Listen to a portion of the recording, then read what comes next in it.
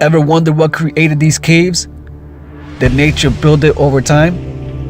There once existed a race of people, not your everyday people you see coming and going. I'm talking about something strange. There's a variety of stories about these race that has been excavated and discovered by archaeologists. It's not spoken about much, and it's quite a story. A folklore spoken about by native Indians. Did these little people really exist? Take a walk with me and embrace the strange.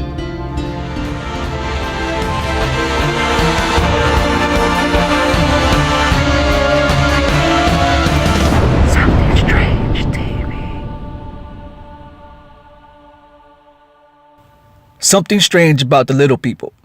You have the leprechaun, gnomes, fairies, dwarfs, gremlins, pygmies, and many other versions of this legend of the little people.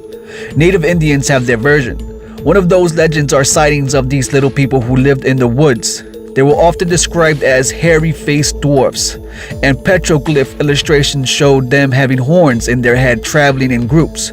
Some say that little people, if seen by an adult human, the little people would beg them not to speak of them and would favor those who kept their word by helping them and their family out in times of need. From tribe to tribe, there are a variation of what the little people's mannerisms were like, or whether they were good or evil, it differed.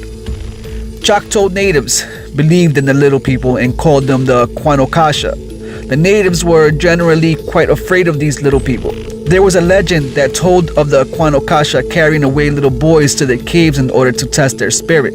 3 wise men would wait at the cave for the Kwanokasha and the little Choctaw boy, and they would present the boy with 3 things: a knife, a bag of poisonous herbs, and a bag of healing herbs. If the boy chose the knife, he would be destined to be a killer. If he chose the bag of poisoned herbs, he would only provide bad medicine to his people. But if he chose the bag of good healing herbs, he would be a very powerful medicine man. The Choctaw also believed that the little people lived in caves. The Kwanokasha were thought to be between 1 to 2 feet tall. There were 3 kinds of little people to the Cherokee tribe: the laurels, the rocks, and the dogwoods.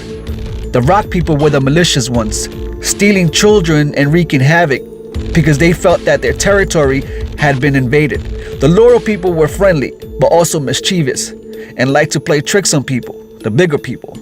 There are stories on how the laurel people will tangle your fishing line with a stick and make you think it's a huge fish until you reel it in and see only a tiny stick.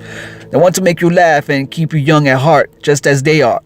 And as for the dogwood people, it is said that they are good-hearted and enjoy taking care of us when they can. Some even relate the dogwood people to the Scottish brownies. Those are little people as well. You also have the crow, who believed in little people that they call the Narumbi. They were thought to have lived in the prior mountains and may have given visions to Plenty Coups, an early 20th century Crow chief. According to some Crow natives, due to a vision that the little people gave the Crow chief Plenty Coups, the little people are accredited with keeping the Crow people safe and together. It is said by some members of the Crow that even to this day, if they pass through the prior gap, they will leave offerings to the little people in remembrance of their aid to the Crow nation. Now, archaeologists have been into one of these caves, which led to a mystery of the little mummy that was discovered in the 1930s in the San Pedro Mountains. The findings of this little mummy led archaeologists to believe that there were a race of tiny humans living in those caves. This mummy in question was found sitting upright and had a flattened skull. This mummy was more or less over a foot tall. We could have found information about the history of the mummy and possibly leading us to evidence of the civilization of the little people. Unfortunately, this mummy disappeared.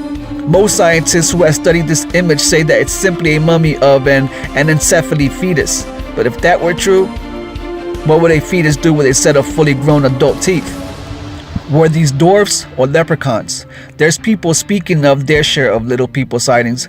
Most recent discovery is of a 1,500-year-old ancient village of little people in Iran, Makunik.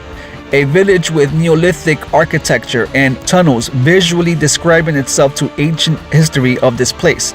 Many of the artifacts, tools, furnaces, as well as the height of the doorways, ceilings, the width of the tunnels, and numerous stone and clay houses were all found to have been made specifically for inhabitants, estimated to have averaged only around 3 to 4 feet in height. Their disappearance was abrupt, for finding of their belongings seemed to have been placed in an abandoned manner, seemingly left behind. Something strange is that the doors to their homes were sealed and covered with mud. You also have smaller findings of creatures, like fairies. There's been reports of detailed alleged sightings of leaf-sized fairies. One of them by John Hyatt, a professor in Manchester, has said to have encountered these fairies. Photographing the Lancashire landscape, he caught pictures of these winged creatures. He insists that the images are genuine and have not been altered with. Who knows what's out there? There's a lot of reports of strange sightings and a variety of things.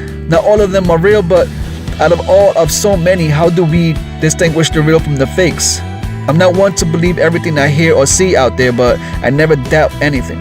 Your eyes are open during the time of the sun's rise, and you do close them during the light of the moon, but the third eye is always open, aware and ready to embrace the strange.